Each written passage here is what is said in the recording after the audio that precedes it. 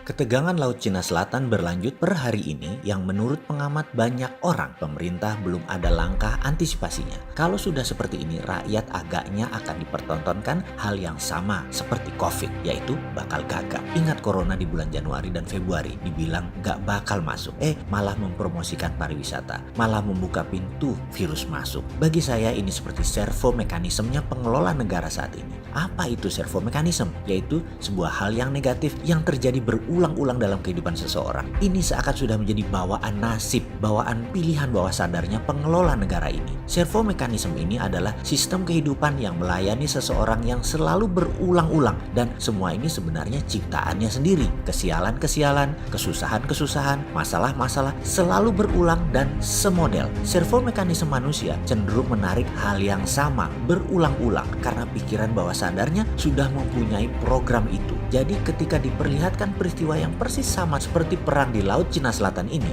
yang jadi atau tidak jadi perang militernya, kedua negara Tiongkok dan Amerika itu sesungguhnya sudah masuk kategori peperangan. Maka kebijakan pemerintah belum juga muncul, menjadikan kebiasaan yang bernama servo mekanisme confirm, yaitu kebiasaan pemadam kebakaran. Gak pernah antisipatif, gak pernah bereaksi sebelum ada aksi. Untuk mengantisipasinya harusnya menggunakan pendekatan perang. Saat ini kita tahu keputusan pejabat negara adalah business as usual. Ini kasihan rakyat Indonesia kalau dibeginiin terus-menerus. Seperti pada corona, sebelum masuk underestimate terhadap corona. Ketika masuk panik pol, semua tindakan menjadi kebalikan, menjadi overestimate. Lalu bingung, caca mundur maju buat keputusan jangan boleh. Baru sekarang bulan ketiga redaan, minta damai dan mulai mau dinormalkan. Tetapi malah terlihat underestimate lagi terhadap COVID. Bingung dah, kalau di Laut Cina Selatan gimana? Hening, pemberitaan hening, bahkan kayak nggak paham. Baik medianya, kalaupun disiarkan seakan-akan menakut-nakuti warganya dan lebih baik tidak ditayangkan. Tetapi pejabat juga tidak directed, tidak memberikan petunjuk yang jelas. Kalau perang bagaimana? Apa merasa mentang-mentang pelurunya jauh terus nggak harus dipikirkan gitu? Jadi pendapat umum sama dengan melihat COVID dalam perang Laut Cina Selatan ini. Sebelum perang underestimate, ketika perang nanti pasti overestimate, pasti panik, pasti gelagapan. Saran bagaimana? Anda baiknya sebelum perang overestimate, penuh dengan persiapan, solutif dan antisipatif. Caranya ikut aktif, ambil posisi. Ambil bagaimana? Ikut perang gitu?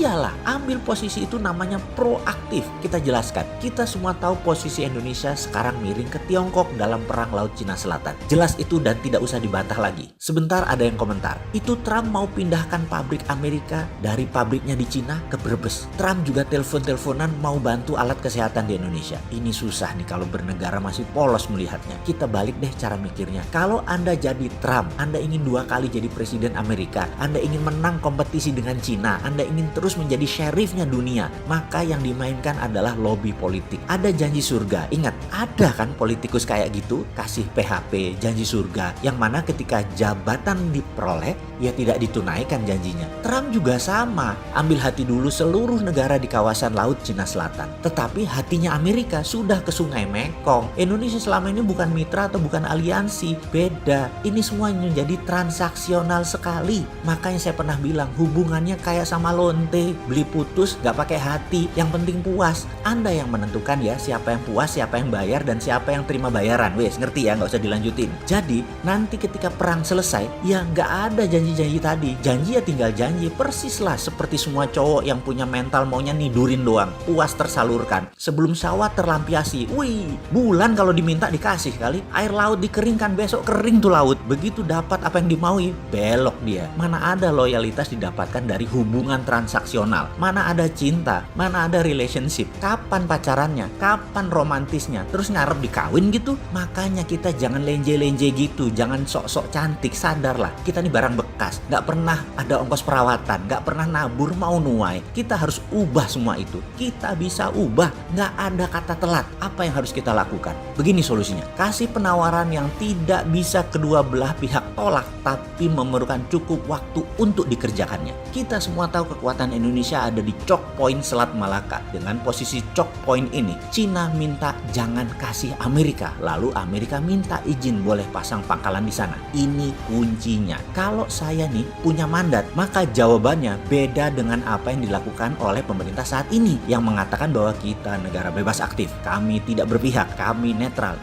Itu jawaban diplomatis pemula. Kalau kita nggak gitu jawabannya. Harusnya pakai strategi ini. Ketika Amerika datang, dengan muka serius kita bilang, Amerika mau pasang pangkalan di Choking Point Selat Malaka. Siap, silahkan. Tapi ada syaratnya bos. Kami ini lagi perang melawan COVID. Kami minta bantuan obat-obatan dulu lah. Gratis, alat kesehatan, ventilator, dan kirimlah 1.000 tenaga medis beserta peralatannya. Kami juga butuh untuk stimulus ekonomi. Kasihlah kami ini pinjaman tanpa bunga 5 tahun untuk 2.000 triliun ekonomi kami. Ditambah lagi 1.000 perusahaan Amerika pindah ke Indonesia saat ini sebelum bedil meletus. Kalau semua oke, pakailah itu choke point itu selama 1 tahun aja. Hanya buat menangkan perang dengan Tiongkok untuk menyekek suplai energinya ke Cina. Amerika pasti nggak bisa jawab cepat. Bisa 3 bulan nego ketat itu. Dan keburu waktu Trumpnya habis. Sudah mau pilpres di Amerika. Kayak main catur lah. Kalah langkah boleh, tapi kita menang waktu.